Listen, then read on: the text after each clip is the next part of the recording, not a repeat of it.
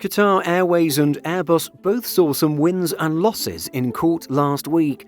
The biggest takeaway was the High Court's decision to approve a speedy trial, potentially set for a 3-month period next summer. However, the court also dismisses arguments over the resale of produced A350s that Qatar refuses to accept. Let's explore the latest news in this long, drawn-out saga. The Qatar Airways-Airbus fight has barreled into a full-blown legal conflict and is now headed for trial.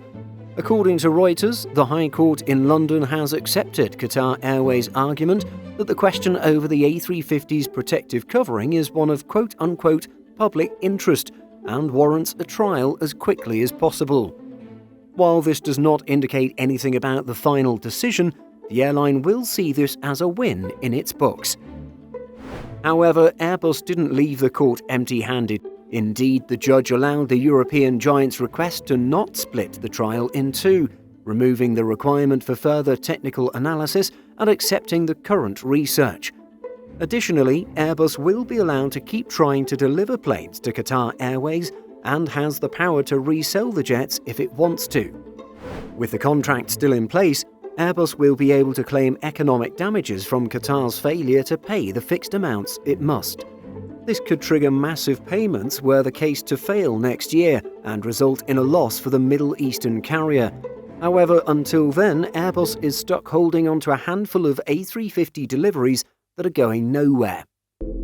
Airbus has long been pushing for the case to be privately settled rather than pulled through a lengthy and costly litigation process. However, Qatar Airways has pushed that it is now a safety concern and must be looked at by the courts for a decision.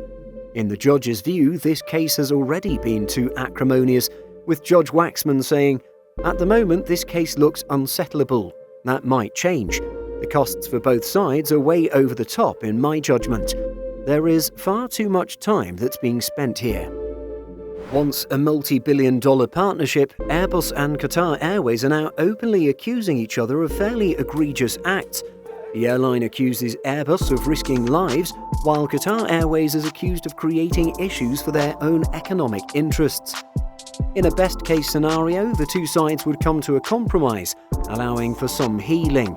However, it does feel like the situation is far beyond this scenario. Indeed, it now feels like we're headed for a trial that'll see confidential documents about the order enter the public arena to be scrutinized by all. Until then, the A350 remains in the sky, just not as much at Doha Airport. What do you think about the ongoing Qatar Airways-Airbus legal dispute? Who will come out ahead in the next few months? Let us know in the comments. In addition to our daily YouTube videos, Simple Flying publishes over 150 articles every week. If you're looking for the latest aviation news and insights, visit simpleflying.com.